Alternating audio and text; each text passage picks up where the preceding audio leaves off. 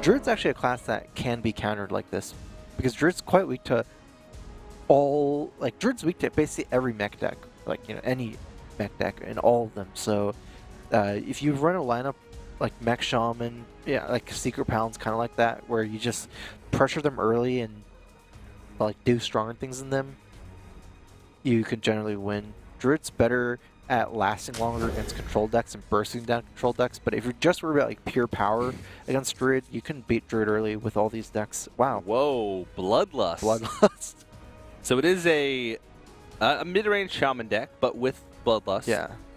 That's actually interesting. I haven't seen that card in a long time. This looks like Arena. Want to see how it works. I was always under the impression that with Thunderbluff Valiant, that might be a card that could replace Bloodlust, kind of, while still being not dead as much, but could be good to have Bloodlust as well, or maybe he's less totem based as well, so like Thunderbluff Valiant wouldn't work quite as well. Yeah. Lightning Storm picked up. Washington State drawn into a lot of their threats early on here. Twilight Drake and Mountain Giant. Now, classically, we haven't seen much Shaman. Classically, Shamans do have a lot of removal that lines up with Handlock's threats. Urshocks for Twilight Drakes, Hexes for large threats like Mountain Giant. Yeah. But it is limited. It is this Demon Handlock with Mal'Ganis.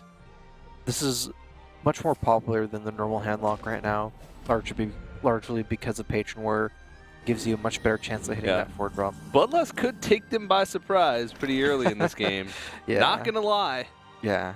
These totems, they can turn into some pretty deadly creatures. Unfortunately for the real Doctor Who from Arizona State, there is no removal for Giants and Drakes. Yeah. Or Void Callers, so that's definitely going to be a problem for him. I do have the Stoneclaw totem to, you know, buy themselves a turn. So, you know, Pilot Shredder is an option. Yeah, but they will stack up these gigantic 4-drops from Handlock over multiple turns, and then eventually, since your hard removal against these are single target, like Urshok and Hex, you're not going to draw into multiple in the same turn. Like, if you don't Hex or Urshok immediately, they probably know that you don't have it. So, like, ultimately, you're the one that's on the clock, right? Because if you race them, you can just put them in the Molten range. Also, as you just build up and go face against, because it's so hard for you to trade minion to minion against Twilight Drakes and Void Callers. So if you just go face, they have AoE opportunity as you build up, and they also have Molten Giant opportunity. And you're very unlikely to pick up answers because you don't have it originally. Yeah. They very likely have AoE, so it's always awkward. Well, we're almost getting to the point where we have to start counting lethal. I don't think we're quite there yet. Bloodlust is 9, that's what, so 15. It's actually not that far. Yeah. Next turn, we add in the Rock Blighter, all of a sudden that's 18. They're 4 off. Yeah. Well, and then you go face this turn. Then it is lethal. Wow. But I'm sure there's going to be stuff happening. Oh, you're sure? Yeah, I'm sure. Honestly, I mean, I don't feel like... Oh! Place Giant here, you die. Yeah. It's kind of tempting. Though you can't play Giant here. That's even if there's no Bloodlust, that's too threatening. You're leaving up 7 power at 16 life. Actually, that's actually kind of safe if you don't count. Like, if you're not accounting for Bloodlust, that's actually a semi-safe position generally.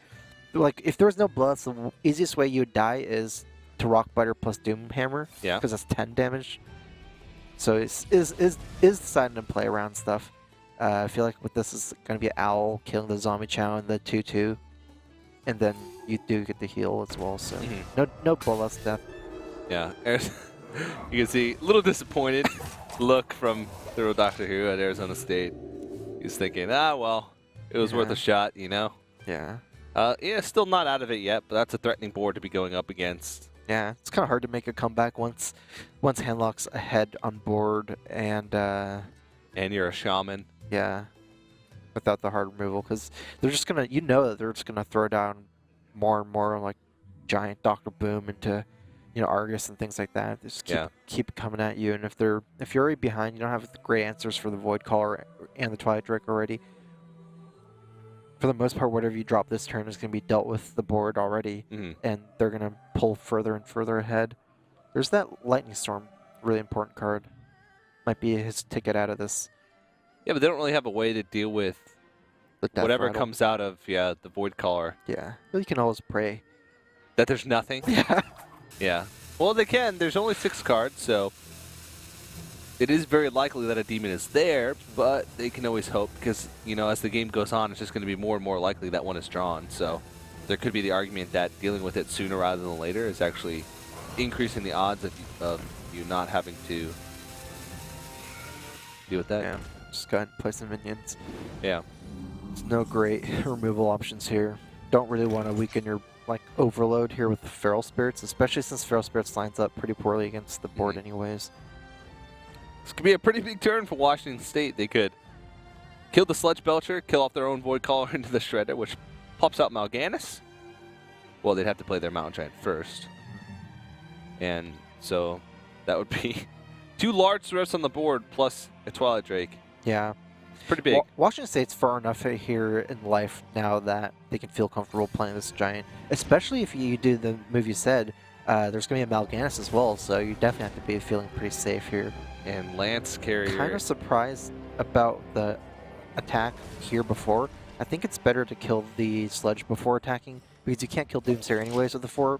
Like you can't. Yeah, the way you're scared is Doomsayer kind of the most, and you Also can't kill a Doomsayer Noyotron. anyways. And if any taunt comes out, you're not killing Sludge Belcher. Yeah. And since there's a healing totem as well, not healing Sludge Belcher, you get punished a lot because it gets healed back up to 3/5. Yeah. So that's actually there's actually a lot of random taunts. It's not uncommon to Frostwolf see. Grunt, a Noyotron, I'm sure there's more. It's a 2-drop taunt, right? There should be more than that.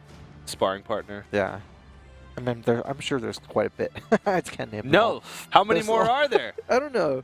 Let's see. You Those can't just keep saying there's more. I just find it hard to believe that there would only be 3 taunts at 2 mana. Well, how many 2-minute cards are there? Like 50. Well, there's a lot more. 60. If you're something? counting class-specific ones. Oh, no. Druid has one that's taunt, the mech taunt. It's Anodized Robocub. Anodized Robocub. So that's another 4. one. I'll keep thinking. Okay. I'll come back to you. Get back to me on that My one. subconscious is at work. This is a very scary board. I mean, I think you just play Dr. Boom and, you know, hope. Yeah. Hope and pray. This is basically you're leaving up how much power? 21 power on board for the next turn.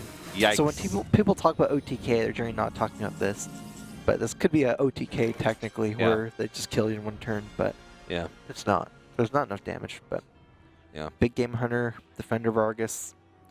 It's going to be a pretty good turn. Start pushing damage. Yeah. It looks like it's the beginning of the end. This Lightning Storm is going to make a big difference here, but I don't think it's going to make enough of a difference. No, the Boombots would have to hit nearly perfectly in order to make it a big enough difference to put Arizona State back into the game because they're now down to 7 health. Yeah, it's just too much damage. It's too much to come back from. Yeah. We'll see. Bloodlust and Lightning Storm. Whoa. Could be the greatest board clear ever. The greatest board clear ever. I don't know. How is it going to work? Yeah. I feel like that's something you get to go for, though. Yeah. There's no other way that you would clear this as well. I mean, even if you roll a Spell Power Totem, I don't feel like that's going to add as much damage as Bloodlust. So Here we go. The last hurrah from Arizona State.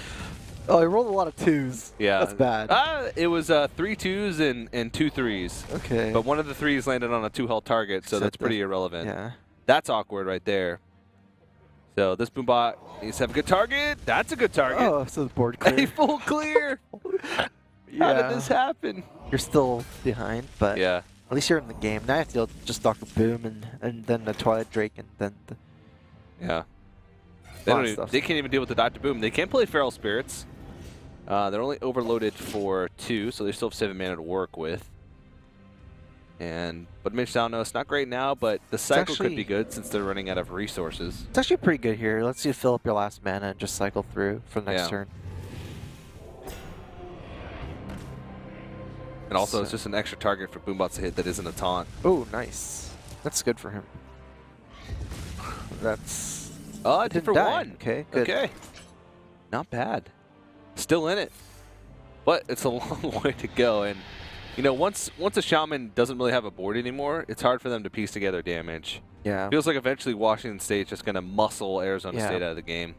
This is a situation where Handlock shines since their deck is individually powerful. They have very individually powerful cards and life tap. So Handlock generally wins the value game.